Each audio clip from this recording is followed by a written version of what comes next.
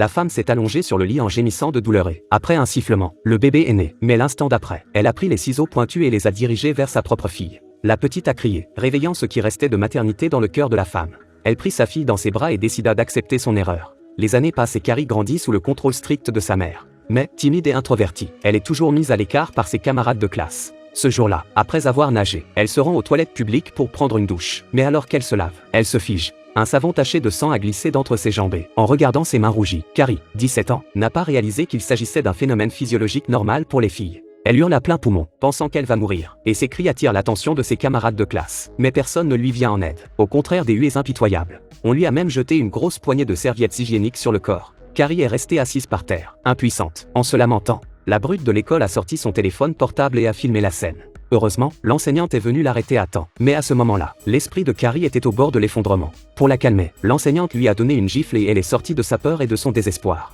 Le professeur lui a expliqué la physiologie des femmes et Carrie l'a écouté en silence. Mais lorsque le directeur lui propose d'appeler sa mère, elle secoue anxieusement la tête en signe d'opposition. À ce moment-là, la fontaine d'eau située à côté d'elle explose soudainement, et sa mère semble être son angoisse la plus profonde. Comme prévu, lorsqu'elle est rentrée chez elle, au lieu de la calmer, sa mère a pris un livre et le lui a écrasé sur la tête. Elle a crié des insultes à Carrie, disant qu'elle était pleine de saleté, qu'elle n'avait pas honte de prendre un bain dans des toilettes publiques, et qu'elle l'avait mise dans l'épicerie et lui avait demandé de prier jour et nuit pour obtenir le pardon de Dieu. Carrie a beau crier, sa mère ne fait rien. Alors que ses entrailles se rebellent, la porte en bois s'ouvre avec un grand bruit. Carrie est figée par le choc, mais elle ne sait pas que ce n'est que le début. La jeune fille a été impitoyablement ridiculisée par ses camarades de classe pour ses premières règles. Une vidéo a même été réalisée et mise en ligne. Et sa mère l'a même enfermée dans la chambre de l'épicier comme si elle avait fait quelque chose de terrible et de péché. Lorsque Carrie est retournée à l'école le lendemain, son armoire était couverte d'insultes. Elle a dû faire semblant de n'avoir rien vu et s'enfuir en panique. Elle ne comprend pas ce qu'elle a fait de mal pour mériter tant de malveillance. Soudain, le miroir devant elle se fissura lentement et Carrie se figea instantanément. En regardant les éclats du miroir dans l'évier, elle a semblé comprendre quelque chose. Immédiatement après s'être concentrée, ces fragments se sont mis à flotter. C'est alors qu'elle a réalisé qu'il y avait une sorte de magie cachée dans son propre corps. En rentrant chez elle, elle a agité la main et les livres posés sur son lit ont flotté dans les airs. Une force puissante s'est concentrée autour d'elle. Lorsqu'elle se concentre, même le lit flotte. La magie de Carrie s'était réveillée. Elle n'était plus une petite fille que l'on tyrannise. Elle pouvait se venger de ceux qui lui avaient fait du mal. L'une de ses filles, Emma, avait toujours eu pitié d'elle. En tant que meilleure amie de Carrie, elle ne s'est pas défendue dans les toilettes. Et elle a donc demandé à son petit ami, Paul, de se racheter en invitant Carrie au bal de fin d'année. Pour le bien de sa petite amie, Paul a dû dire oui.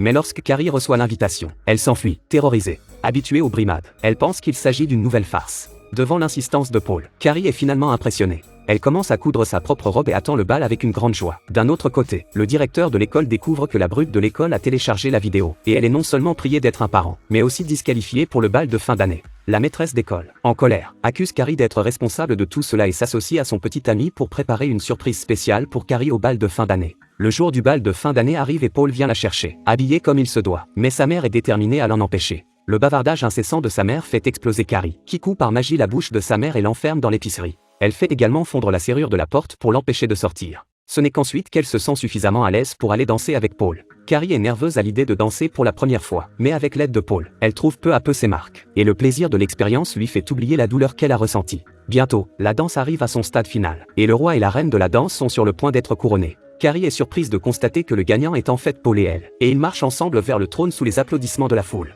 Un seau de sang de porc frais tombe du ciel et éclabousse le corps de la jeune fille, détruisant sa robe exquise. Immédiatement après, l'écran géant commence à montrer une vidéo de la jeune fille en train de se faire brutaliser. La foule hurle de rire. Carrie réalise alors que la soi-disant reine de la danse n'est là que pour faire d'elle la risée de la salle. Au même moment, le seau de sang de porc tombe soudainement et frappe Paul à la tête. Il s'écroula sur le sol et mourut. La seule personne qui lui avait témoigné de la gentillesse étant morte devant elle. Carrie s'effondre et secoue la piste de danse avec une force énorme.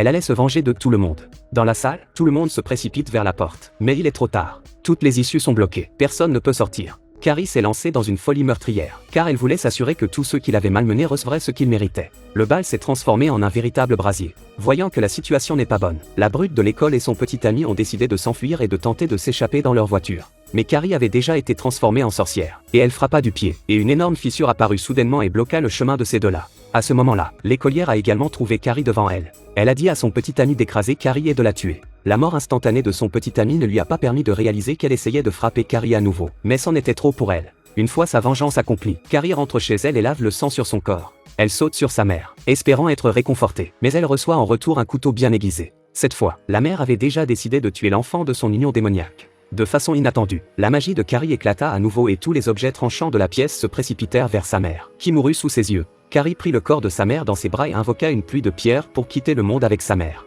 À ce moment-là, son amie Emma arriva soudainement dans la maison. Et à ce moment critique, Carrie sentit qu'Emma était enceinte. Elle utilisa donc son dernier pouvoir magique pour faire sortir Emma de la maison en toute sécurité, tandis qu'elle et sa mère étaient enterrées dans les ruines pour toujours. Des années plus tard, la pierre tombale de Carrie porte toujours la malédiction de quelqu'un qui lui a lancé un mauvais mot. Mais Emma se souviendra toujours d'elle comme d'une fille gentille et de sa meilleure amie. À 17 ans, Carrie aurait dû profiter de sa jeunesse comme n'importe quelle autre fille. Mais au lieu de cela, elle a été poussée dans l'abîme par la méchanceté de ceux qui l'entouraient. Même les personnes les plus faibles peuvent devenir puissantes sous une pression extrême.